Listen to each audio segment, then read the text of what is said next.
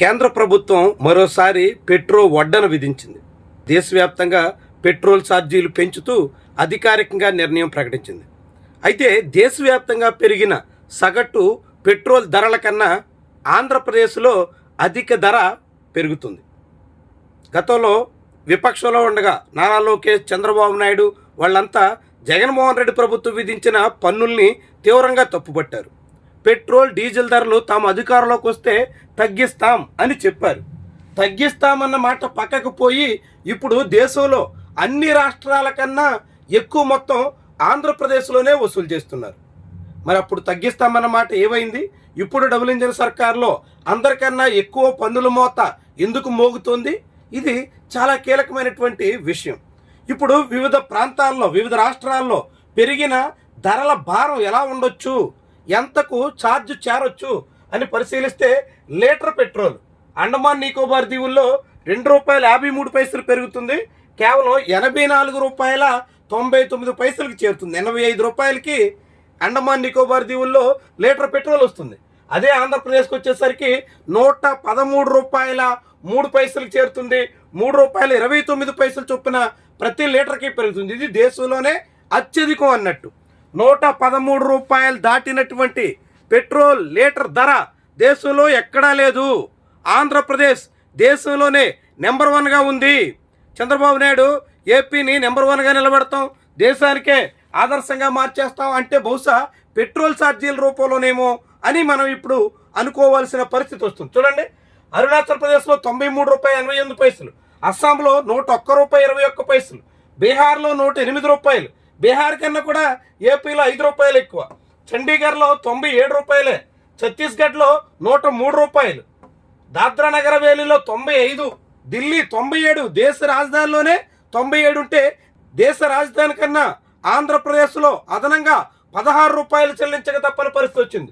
గోవాలో 99, గుజరాత్లో 97, ₹98, హర్యానా 99, హిమాచల్ ప్రదేశ్ 98.31, జమ్మూ అండ్ కాశ్మీర్ ₹99.83, జార్ఖండ్లో ₹100.84, కర్ణాటకలో మన పక్కనున్న ₹106.21, అంటే మనకన్నా ఇంకా ₹7 తక్కువ.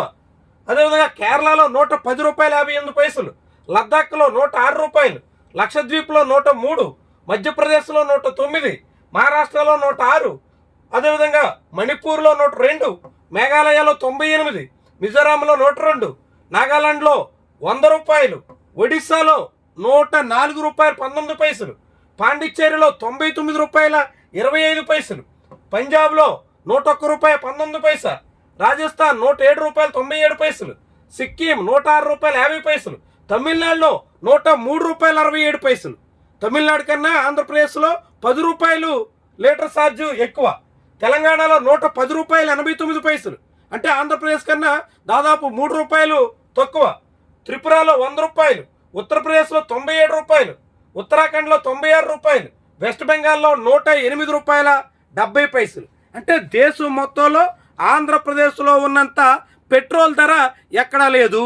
ఎందుకు ఇంత రేటు ఉంది అని అంటే ఆంధ్రప్రదేశ్లో పెట్రోల్ దాని మీద దాదాపు 33% వ్యాట్తో పాటుగా అదనంగా సెస్ కూడా విధిస్తున్నారు. రోడ్ డెవలప్మెంట్ సెస్ అనే పేరుతో ప్రతి లీటర్కే ₹1 చొప్పున విధిస్తున్నారు. దానికన్నా మించి మళ్ళీ దాని మీద వ్యాట్ వేస్తున్నారు.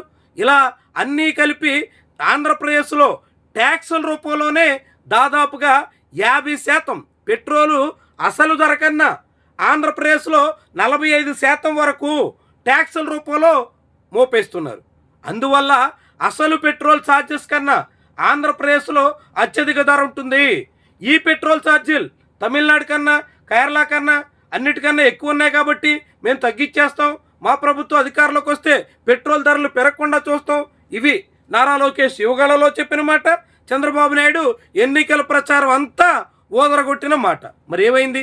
జగన్మోహన్ రెడ్డి విధించినటువంటి పన్నులు, కరోనా కాలంలో విధించినటువంటి పన్నులు, అదనపు భారాన్ని తగ్గించాల్సినటువంటి ఈ ప్రభుత్వం ఇప్పటికీ తగ్గించకుండా దేశం మొత్తంలో ఎక్కడ ₹110 దాటనటువంటి పెట్రోల్ లీటర్ ధర ఆంధ్రప్రదేశ్లో మాత్రం ₹113 ఉంది.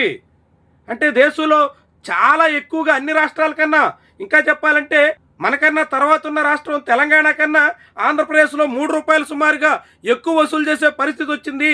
అంటే ఎంత వ్యత్యాసం ఉంది. లీటర్ దగ్గర 3 రూపాయలు అంటే ఎంత పెద్ద మొత్తం వసూలు చేస్తారో ఆలోచించండి. ఇక డీజిల్ కూడా దాదాపుగా డీజిల్ ధర కూడా అంతే అన్నట్టు. ఆంధ్రప్రదేశ్లో డీజిల్ 100 రూపాయల 71 పైసలకు చేరింది. ఇక 100 రూపాయలు చేరినటువంటి డీజిల్ ధర ఏ రాష్ట్రంలోనూ మనం మొత్తం దేశం మొత్తంగా ఏ రాష్ట్రంలో కూడా 100 రూపాయలు చేరినటువంటి రాష్ట్రమే లేదు. మొత్తంగా అన్ని రాష్ట్రాలు చూసిన తెలంగాణ 98 రూపాయల 96 పైసలు ఉంటే తెలంగాణ కన్నా కూడా ఏపీలో సెకండ్ ప్లేస్లో ఉన్న తెలంగాణ కన్నా ఇంకా సుమారు 2 రూపాయలు ఎక్కువ ఖర్చు ఉంది. అంటే లీటర్ పెట్రోల్ దగ్గర 3 రూపాయలు, లీటర్ డీజిల్ దగ్గర 2 రూపాయలు దేశంలో అన్ని రాష్ట్రాల కన్నా ఎక్కువగా అదనంగా వసూలు చేస్తున్న పరిస్థితి ఆంధ్రప్రదేశ్లో ఉంది. అంటే ఎట్లా రాష్ట్రం మొత్తంలో పెట్రోల్ డీజిల్ వినియోగదారుల మీద ఈ ప్రభుత్వం అదనంగా భారం మోపేస్తుందో, ఎలా జనాల్ని నడ్డి విరిచేస్తుందో ఈ లెక్కలు మనకి చెప్తూ ఉంటాయి. మొత్తం అధికారిక డేటాలో ఈరోజు పెరిగినటువంటి ఛార్జెస్ ప్రకారంగా అంటే ఎంత పెద్ద మొత్తంలో ప్రతి లీటర్కి గుంజుకుంటున్నారో మీరంతా ఆలోచించండి.